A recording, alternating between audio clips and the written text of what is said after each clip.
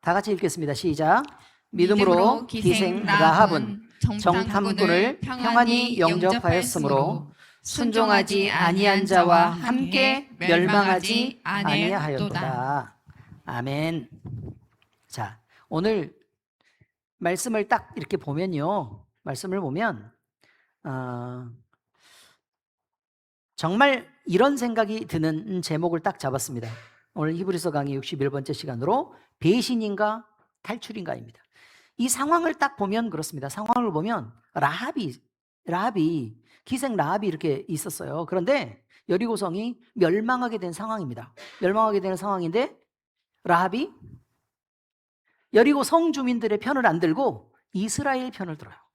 이스라엘 편을 들어서 그 이스라엘 편을 들어가지고 그쪽 편에 서니까 거기를 정탐하러 갔던 사람들이 죽지 않고 이렇게 무사히 살아서 구출될 수 있었다고 지금 얘기하는 것입니다. 그런데 라합이 선택한 거는 조국을 배신한 것이냐 아니면 죽음에서 탈출한 것이냐 라는 부분에 대한 이야기를 지금 오늘 하려고 하는 거다, 이런 말입니다. 1963년도에 개봉한 전쟁 영화 가운데 지금까지도 명작으로 손꼽히는 The Great Escape라는 영화가 있습니다. The Great Escape. 그래서 대탈출 또는 대탈주 뭐 이렇게 해석됩니다. 이 영화는요, 맨날 그 미국 옛날 영화를 보면 서부 영화 이렇게 있잖아요. 뭐 총 들고 이렇게 자꾸 이렇게 싸워서 누가 더 먼저 쏘느냐 뭐 이런 거 있잖아요. 그런 영화를 많이 만들었던 존 스터지스 감독이 있는데 그 감독이 연출했고 스티브 맥퀸, 제임스 가너, 리처드 애든버러 등이 출연한 작품입니다. 이런 작품인데 대탈주, 세계 2차 대전 당시에 독일군 포로 수용소에서 연합군 포로가 갇혀 있습니다. 갇혀 있는데 거기에서 이제 그 포로 수용소에서 이게 탈출하는 거예요. 그래서 집단 탈출을 감행하는데 그게 실제로 있었던 사건이고 그 실화를 바탕으로 만들어진 영화가 The Great Escape라는 영화입니다. 자, 그런데 이 영화를 보면요, 한 가지 의문을 갖게 됩니다. 여러분, 포로는 죽이면 돼요, 안 돼요? 안 되죠. 포로를 죽이면 안 됩니다. 왜 포로 수용소에서 그 많은 쌀을 들고 먹여가면서 포로를 그냥 이렇게 데리고 있겠습니까? 데리고 있는 이유는 두 가지입니다. 첫 번째는 뭐냐면 일단 죽이면 안 된다가 있어요. 국제법에 포로는 죽이면 안 된다예요. 항복하면 죽이면 안 돼요. 아시겠죠? 항복하면 죽이면 안 돼요. 우리한테도 항복 그러면 죽이면 돼요, 안 돼요? 안 돼요. 그래서 내가 졌어 라고 얘기하면 그래? 그럼 내가 이겼구나. 그리고 죽이면 안 돼요. 자, 두 번째는 뭐냐면 이제 맞바꾸는 패 때문에 그렇습니다. 맞바꾸는 패. 그래서 우리만 잡히는 게 아니고요, 상대편도 잡히고 우리도 저쪽에 가서 잡히고 이래서 포로들이 막 이렇게 있단 말이에요. 그런데 포로를 맞교환하자 그러면 서로 이제 1대1로 이렇게 맞교환하기도 하지만 대부분은 뭐냐면 여기에 갇혀있는 포로와 여기에 갇혀있는 포로들을 이렇게 맞교환하는 걸로 이렇게 하자. 그래서 한쪽이 23명이고 한쪽이 30명이어도 어떻게 한다고요?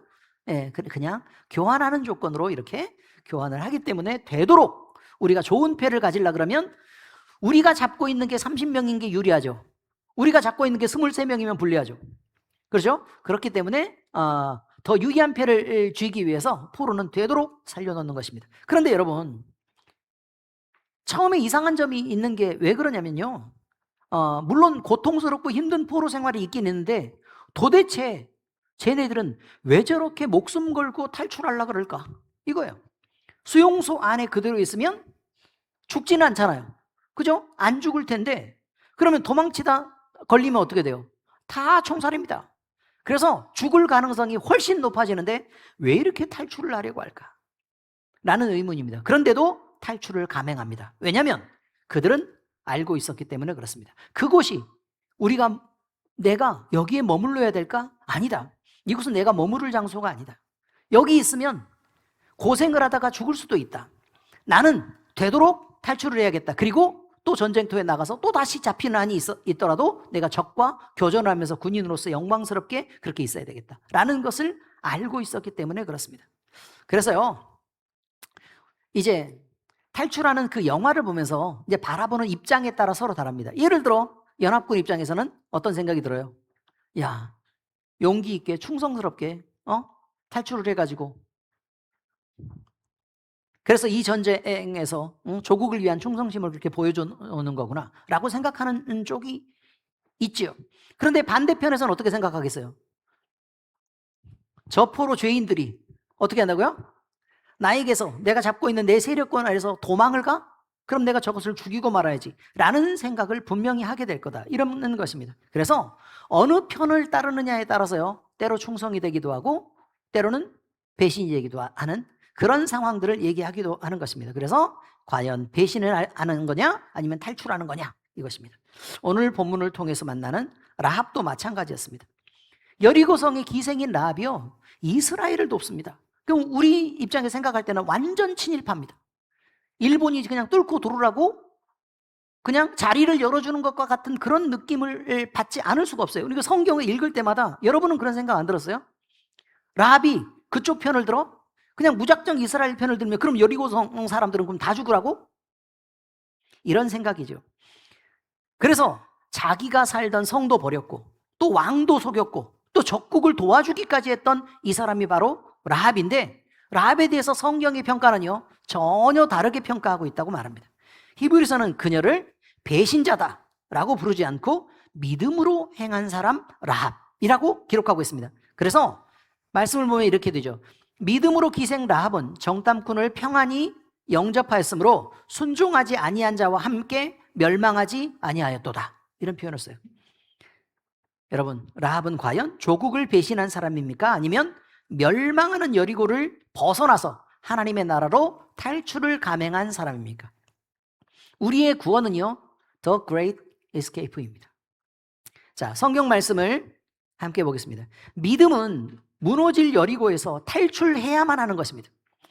오늘 본문은 매우 짧지만 라합의 인생을 한 문장으로 정리합니다. 믿음으로 기생 라합은 정탐꾼을 평안히 영접하였으므로 순종하지 아니한 자와 함께 멸망하지 아니하였도다. 이 말씀에서 가장 먼저 들어오는 것은 함께 멸망하지 않았다는 것입니다. 함께 멸망하지 않았다.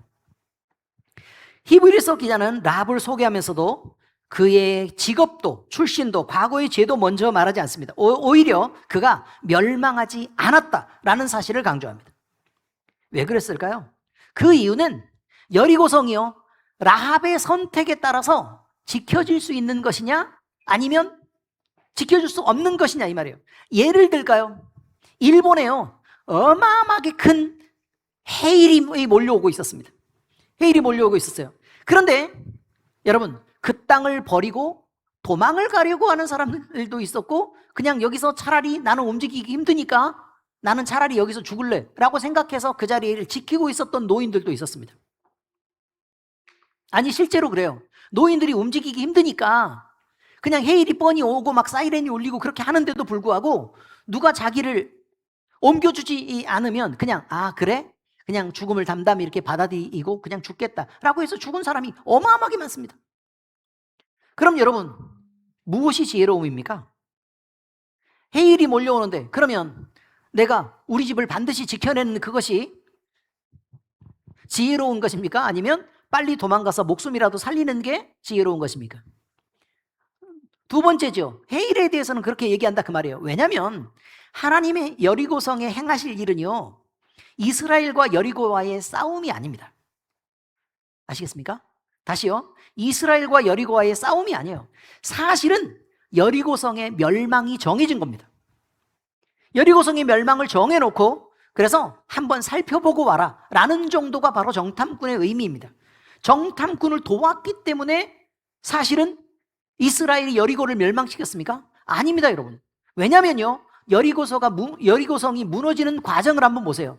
여리고성이 무너지는 과정은 서로 비밀 통로를 이렇게 구멍을 뚫어가지고 그 비밀 통로에 라합이 막 안내해가지고 이게 이스라엘 백성들이 들어와서 막 문의 빗장을 열고, 그러면 한꺼번에 이스라엘이 막 몰려 들어와서 전쟁을 크게 해가지고 막 싸워가지고 이기는 그런 싸움이었느냐? 아니에요, 여러분. 여리고성의 멸망은 어떤 싸움이죠? 여리고성을 그저 말을 하지 않고 입을 닫고 침묵하면서 6일 동안 어떻게 해요? 한 바퀴씩 돌고 또 6일 동안 계속해서 한 바퀴씩 돌다가 마지막 날에 7바퀴를 돌면서 하나님이 여호수아를 통해서 그곳을 구원하시기로 한 그 놀라운 일들을 크게 외치는 것이었어요. 그렇습니다. 여리고성에 아무도 들어가지 않았습니다. 그런데 여리고성은 어떻게 됐어요? 무너졌습니다. 여리고성의 멸망은 이미 정해진 것이라 그 말이에요. 그러니까 결국 얘는 뭐하고 똑같아요? 해일이 몰려오는 거랑 똑같은 경우예요. 그리고 그 무너진 대로 이스라엘이 그냥 들어간 것입니다. 여호수아 2장을 보면 라합은 정탐꾼들에게 이렇게 고백하는 말이 나옵니다. 자, 2장 9절 11절에 이렇게 되어 있어요. 여호와께서 이 땅을 너희에게 주신 줄을 내가 아노라. 이미 어떻게 됐어요? 멸망은 정해진 거예요. 여호와 너희 하나님은 위로는 하늘에서도 아래로는 땅에서도 하나님이시라. 그러니 이 고백을 통해서 라합은 이 성은 분명히 멸망할 성으로 확정된 성, 그리고 하나님은 하늘로나 땅으로나 오직 유일하신 하나님. 그래서 여리고는 이 라합의 선택에 의해서 멸망과 또는 지켜지는 것이 결정된 것이 아니라 그냥 라합은 멸망할 성에서 하나님을 믿고 신뢰하는 이스라엘 백성 쪽으로 그저 옮겨온 곳에 불과했다라고 성경은 기록하고 있다는 것입니다. 라합은 누구보다 먼저 여리고의 운명을 보고 있었습니다. 여리고 사람들은 높은 성벽만 바라보면서 안심하고 있었습니다. 이게 세상에 이것들이 나를 지켜줄 수 있을 것이다.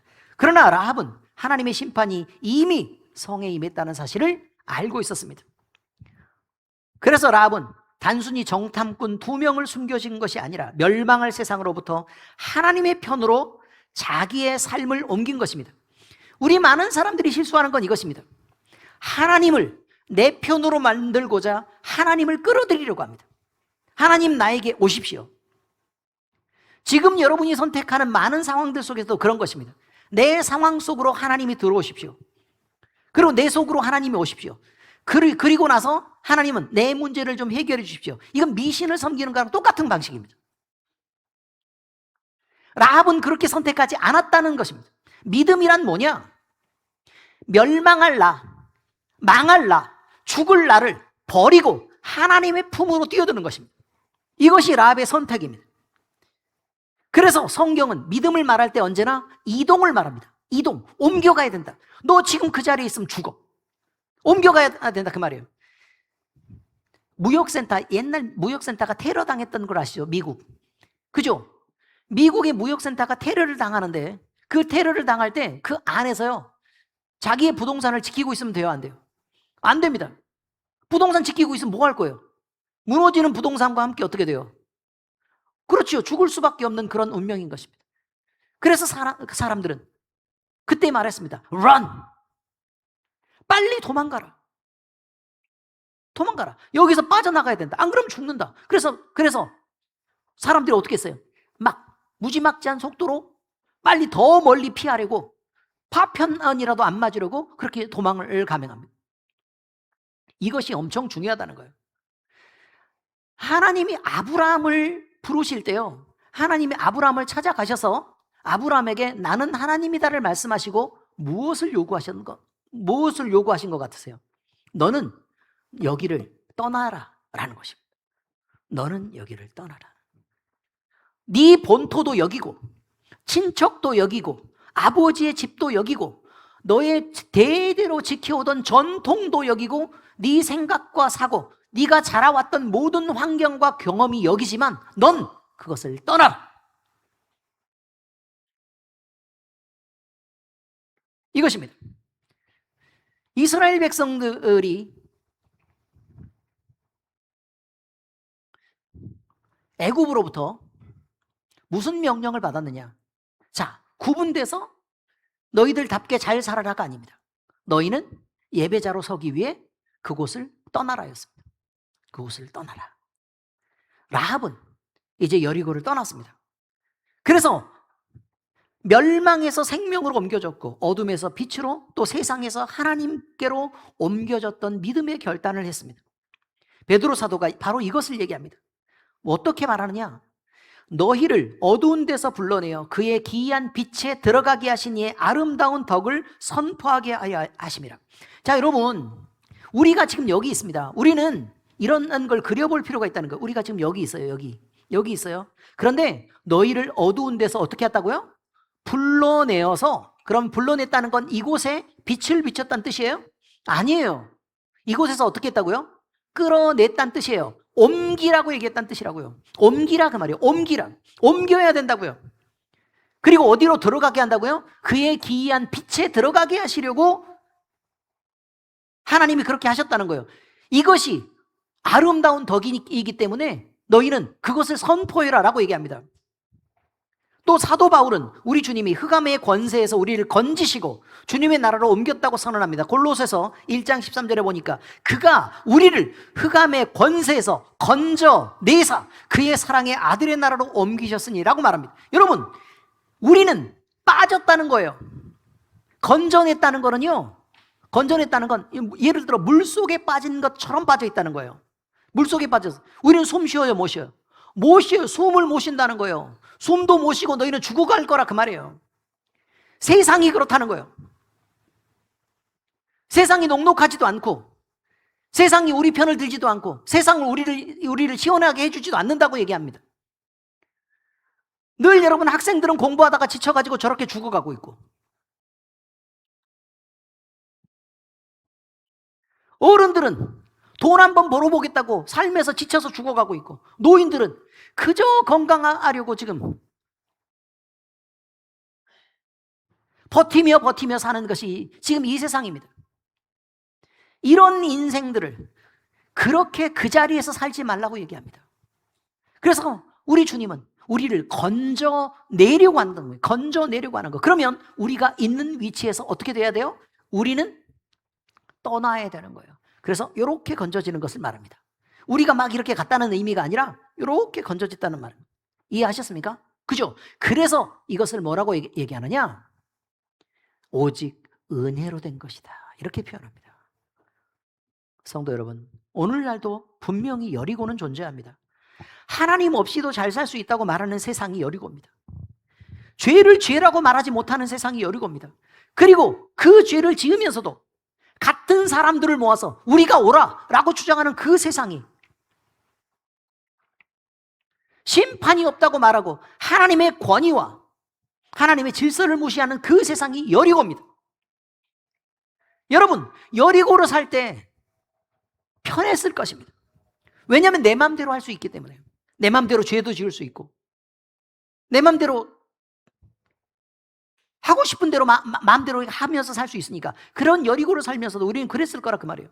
그런데 여러분, 편한 것과 다르게요, 눈을 감으면 고통이 몰려오고 눈을 감으면 우리가 짓눌려 있다는 사실을 우리는 알게 됩니다. 여러분, 바로 이 여리고는 The Great Escape, 탈출을 해야 되는 것입니다. 대탈출을 감행해야 되는 것입니다. 그래서 라합은 높은 성벽으로부터 보호받은 게 아니라, 다시 말하면 세상의 방식으로 보호받은 게 아니라 하나님의 편으로 서는 것으로 보호되었다라는 사실이 중요합니다. 세상은 우리를 죄 속에 살면서 안전하다고 속입니다. 아닙니다. 큰일 납니다. 우리는 죄와 세상을 하나님으로부터 분별해야 하고 하나님께서 예비하신 생명의 길로 담대히 옮겨가는 믿음의 사람들이 될 수 있어야 합니다. 바로 이동하는 이것이 바로 믿음입니다. 두 번째, 하나님을 두려워하는 것이 믿음이다. 이렇게 말합니다. 라합은요, 정탐꾼들을 숨겨줬습니다. 그런데 이 행동은 결코 가벼운 선택이 아닙니다. 왜냐하면 민족을, 우리가 생각할 때, 지금도 의문이 들 때 민족을 배신하는 것처럼 느껴지기도 하고, 그리고 자기가 아는 모든 사람들이 그렇게 죽어가는 것을 조용히 입을 닫고 있어야 되는 상황입니다. 그리고 여리고는요, 분명히 전시 상황에 돌입했습니다. 이스라엘이 바깥쪽으로 감싸고 있고 여리고는 지금 전쟁을 준비하고 있었다 그 말이에요. 그런데 외부의 정탐꾼을 숨겨준다는 것은 반역죄 아닙니까? 그런데 이런 반역을 한 사람이 만약에 발견이 되면, 그러면 여리고 성에서는 라합을 어떻게 처리하겠습니까? 반드시 그를 죽일 것입니다. 그런데도 라합은 두려움보다 믿음을 선택했다고 말합니다. 그녀는 사람의 칼보다 하나님의 심판을 더 두려워했던 것입니다. 여호수아 2장을 보면 왕이 사람을 보내 정탐꾼을 내놓으라 라고 명령했을 때 성주가 그렇게 얘기했습니다. 그런데 라합은 자신의 목숨을 걸고 그들을 숨겨줍니다. 이것은 단순한 인간적으로 선행을 베풀어서 불쌍하니까 좀 살려주자 이런 게 아닙니다. 하나님이 누구신지를 믿었기 때문에 내린 믿음의 결단이었습니다. 그래서 여리고성이 어떻게 될 거를 알았다라고 말합니다. 이렇게 이스라엘의 정탐꾼을 살려준 라합은 이렇게 고백합니다. 여호수아 2장 11절 여호와 너희 하나님은 위로는 하늘에서도 아래로는 땅에서도 하나님이시기 때문에 그렇다. 이게 정탐꾼을 살려준 이유입니다. 다시요. 정탐꾼을 살려준 이유가 뭐라고요? 여호와 너희 하나님은 위로는 하늘에서도 아래로는 땅에서도 하나님이시기 때문이다. 이게 정탐꾼을 살려준 이유라 그 말이에요. 자기 목숨 하나 살기 위해서 그냥 그런 게 아닙니다, 여러분. 하나님이시기 때문에 그는 두려움을 갖고 살려낸 것입니다. 이 고백은 하나님이 계신다는 사실, 이 인정을 넘어서 여리고 왕보다 하나님이 권세가 더 크고 하나님의 능력이 크며 하나님이 세상보다 더 완전하고 더 강하다는 것, 이 권위를 인정하는 고백입니다. 라합도 왕의 명령을 거역하면 자기가 죽을 거라는 걸 모르지 않습니다. 그러나 라합은 현실보다 더 큰 사실, 즉 하나님의 심판 앞에서도 여리고 왕도 견고한 성벽도 그 어떤 세상의 조건도 자신을 지켜줄 수 없다는 것을 보았기 때문에 하나님은 위에로 하나님, 그 다음에 땅에서도 하나님이 된 것입니다. 그래서 그녀는 사람을 두려워하기보다 하나님을 선택합니다. 오늘 우리는 라합과 같은 상황을 자주 만나게 됩니다. 누가 쳐들어와가지고 배신하라는 그런 뜻이 아니고 믿음 안에서 이런 상황을 만나게 된다는 것입니다. 신앙생활을 하다 보면 세상의 기준과 하나님의 말씀이 충돌할 때가 있습니다. 손해를 감수해야 될 때가 있고 또 믿음을 지키기 위해서 우리는 어리석다는 비난을 감수해야 될 때도 있습니다. 그때 우리의 믿음은 무엇을 선택합니까? 믿음 때문에 받는 손해와 또 믿음 때문에 받는 신앙을 선택합니까? 아니면 타협을 선택합니까? 이게 중요합니다. 성경은 분명히 말합니다. 잠언 29장 25절 사람을 두려워하면 올무에 걸리게 되거니와 여호와를 의지하는 자는 안전하리라. 하나님을 의지하면 안전합니다. 우리 눈에 보일 때 그렇게 안 보여요. 지금 상황이. 그래도 안전하다고 말합니다. 또 바울 사도는 갈라디아 성도들에게 무엇이 마땅한지 이것을 물어봅니다. 이제 내가 사람들에게 좋게 하랴? 하나님께 좋게 하랴? 사람들에게 기쁨을 구하랴? 내가 지금까지 사람들의 기쁨을 구하였다면 그리스도의 종이 아니니라 라고 얘기합니다. 그러므로 사도들은 공회 앞에서 이렇게 담대히 고백합니다. 사람보다 하나님께 순종하는 것이 마땅했다. 이것입니다. 라합은 여리고 왕의 명령보다 하나님의 뜻을 더 귀하게 여겼습니다. 이것이 히브리서가 말하는 믿음입니다. 그래서 라합은 살게 된 것입니다. 물론 라합은 정탐꾼을 보호하는 과정에서 사실과 다른 말을 한 것이 있습니다. 거짓말이잖아요. 라합은 봤어요? 못 봤어요? 정탐꾼을 봤죠? 그렇잖아요. 그러면 거짓말 했어요? 안 했어요? 거짓말 했잖아요. 그러니까 이것이 과연 옳은 일이냐? 신학자들은 이것에 대한 논쟁을 많이 했습니다. 그런데 히브리서는요, 그가 거짓말을 한 것을 칭찬하지는 않습니다.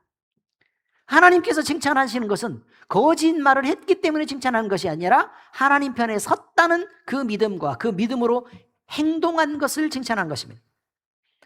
하나님은 라합의 모든 방법을 본받으라고 하신 것이 아닙니다. 하나님을 향한 그의 신뢰를 믿음으로 인정한 것입니다. 엘림교회 성도 여러분, 믿음은 두려움 없이 사는 사람이 되는 것이 아닙니다. 두려움보다 그 두려움을 넘어서 더 능력이 있고 더 완전하신 하나님을 더 크게 보는 것입니다. 세상의 눈치를 보며 살아가는 사람이 아니라 하나님의 말씀을 가장 권위 있게 여기는 사람이 참된 믿음의 사람이 되는 것입니다. 사람을 기쁘시게 할 것인가? 아니면 하나님을 기쁘시게 할 것인가? 우리의 선택, 여기서 믿음의 방향이 달라집니다. 오늘도 우리가 사람보다 하나님을 더 경외하며 사람의 세상의 평가보다 하나님의 인정을 더 소중히 여기는 믿음으로 살아갈 수 있기를 바랍니다. 이제 말씀 적용입니다. 믿음으로 걷는 새로운 삶에 대한 소개입니다. 라합은 죽음의 여리고를 빠져나왔습니다. 그러나 여리고를 떠났다고 해서 그의 믿음이 완성된 것은 아니었습니다. 하나님께서는 라합을 이스라엘에 속한 새로운 백성으로 받아주셨습니다. 그게 바로 우리가 예수님 믿고 구원받는 사건입니다. 엄청 중요한 것입니다. 여호수아 6장을 보면 여리고가 무너진 후에요, 이스라엘은 붉은 줄을 매단 라합의 집에 들어가 그녀와 부모와 형제들을 모두 구해냅니다. 여호수아 6장 25절, 여호수아가 기생 라합과 그의 아버지의 가족과 그에게 속한 모든 것을 살렸으므로 그가 오늘까지 이스라엘 중에 거주하였다라고 말합니다. 여러분, 라합의 집이 이렇게 있었습니다. 그런데 뭘 매달라 그랬어요? 붉은 리본을 매달라 그랬습니다. 근데 리본은 여러분 옆으로만 생각하지만 그 끈이 어떻게 쳐져요? 아래쪽으로 이렇게 쳐지게 됩니다. 그 리본이 있는 집만 살고 그 속에 누가 있는지는 중요하지 않습니다. 리본이 있는 집만 살아납니다.